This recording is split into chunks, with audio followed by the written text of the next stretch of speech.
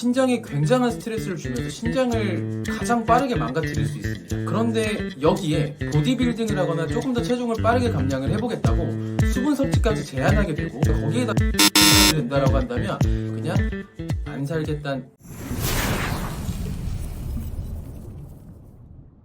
5분 동안 쉽고 빠르게 다이어트 정보를. 안녕하세요, 브로드입니다. 오늘은 운동을 하시거나 또 운동을 하지 않는데 계속 자도 뭔가 피곤하고 더 자도 피곤하고 낮잠을 자도 피곤하고 이유 없이 피곤하신 분들을 위해서 이 영상을 준비를 했는데요. 이거를 모르고 계신다라고 하면 나중에 굉장히 후회하실 수 있으니까요. 이 영상을 끝까지 잘 보시길 바라겠습니다. 요즘 주변을 이렇게 둘러보면 운동을 하거나 앞으로 운동을 하실 분들밖에 보이지가 않아요. 그만큼 운동을 하시는 분들이 많아졌는데요. 일단 운동을 하시는 분들은 단백질도 왕창 챙겨 먹고 단백질 보충제도 여러 가지 챙겨 드시게 되는데요. 그러신 분들은 대부분 신장 수치가 높거나 간 수치가 높으신 분들이 많습니다. 신장이라는 장기는 한번 망가지면 신장 이식을 받거나 아니면 평생 병원에 가서 혈액 투석을 받아야 되는, 한번 망가지면 고칠 수가 없는 장기 중에 하나예요. 그만큼 간과 신장은 특별히 신경을 써주셔야 되는 장기 중에 하나인데요. 그래서 오늘은 운동을 하시는 분들이거나 아니면 운동을 하지 않는데 계속 피로감을 느끼시는 분들이 많으실 겁니다. 그런 분들은 이 이유가 포함되지 않는지 잘 체크해 보시길 바라겠습니다.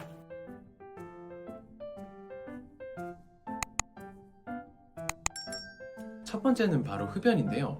흡연은 폐에만 안 좋은 게 아니었나? 라고 생각을 하시는 분들이 많으실 거예요. 내가 이유 없이 피곤하다라고 한다면 흡연을 자주 하고 있는 게 아닌가 체크를 해보실 필요가 있는데요. 흡연은 혈관을 수축시키고 혈압을 상승시키게 되는데, 높은 혈압은 신장으로 가는 혈류를 감소시키고 그로 인해 신장 기능을 저하시켜서 신장이 제기능을 하지 못하게 만들게 됩니다. 그리고 연구 결과에 따르면 흡연은 만성신장 질환의 발병과 진행을 가속화시키게 되고, 담배에 포함된 발암물질이 신장세포를 손상시키고 신장암 발생률을 증가시키게 된다는 연구 결과가 있어요. 그렇기 때문에 흡연을 하신다는 건 단순히 폐만 안 좋아지는 게 아니라 신장 기능을 약화시키게 되면서 혈류 가는 것을 막게 되고, 그로 인해서 신장 기능이 약화가 되면서 몸이 더 피로감을 느낄 수 있다는 거 기억해 주시면 좋을 것 같아요. 두 번째는 소염 진통제입니다.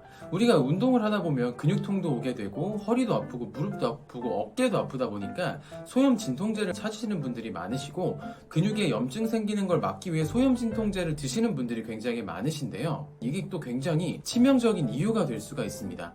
통증을 유발하는 물질은 상당히 많은데요. 그 중에 프로스타글란딘이라는 물질은 염증과 관련된 물질 중 하나인데, 이 물질은 통증과도 관련이 있으면서 신장의 혈류량을 증가시키는 역할도 하는 물질입니다. 하지만 우리가 소염 진통제를 먹게 된다라고 한다면요, 이 프로스타글란딘이라는 통증 물질을 억제를 시킴으로써 통증이 좀 완화가 되긴 하겠지만 혈류 증가를 억제를 시킴으로써 신장이 제 기능을 못하게 막게 됩니다. 그로 인해 신장으로 가는 혈류량이 감소하게 되면서 신장 기능이 약해질 수가 있어요. 그런데 여기서 운동하시는 분들은 단백질 보충제를 또 많이 드시게 되죠. 단백질 보충제를 많이 드시는 분들은 신장 수치가 높습니다. 그런데 이런 분들이 근육의 통증이나 염증을 줄이겠다고 소염 진통제까지 드신다 라고 한다면 신장에 굉장한 스트레스를 주면서 신장을 가장 빠르게 망가뜨릴 수 있습니다. 그런데 여기에 보디빌딩을 하거나 조금 더 체중을 빠르게 감량을 해보겠다고 수분 섭취까지 제한하게 되고 거기에다 흡연까지 하게 된다라고 한다면 그냥 안 살겠다는. 위에 말씀드린 분들 같은 경우에는요, 신장이 굉장히 스트레스를 많이 받아 하고 있는 상태이기 때문에 여기서 근육의 통증을 줄이겠다고 소염 진통제를 드시는 것보다는 간단하게 파스 정도로만 해결을 해주시는 게 좋습니다. 마지막 세 번째는요, 바로 감초인데요. 여기서 눈치가 좀 빠르신 분들은 바로 캐치를 하실 수가 있으실 거예요. 감초는 감기약이나 그리고 한약이나 다이어트 한약에 많이 들어가 있는 한약재 중에 하나인데요. 감초? 이게 왜 신장을 망가뜨리는 이유지? 라고 생각을 하시면서 좀 의아해하실 수 있는데요. 정확히 말씀드리면 감초 자체에만 독성이 있는 건 아닙니다. 감초의 특징 때문에 그런데요. 감초의 특징 중 하나가 칼륨 배출을 유발해 주는 건데, 칼륨은 근육대사에 굉장히 중요한 필수 무기질 중에 하나입니다. 그런데 여기서 다이어트 한약을 먹으면서 운동도 빡세게 한다면 근육에 필요한 칼륨 대사에 문제가 발생하여 상당히 위험한 상황이 발생이 될 수가 있습니다.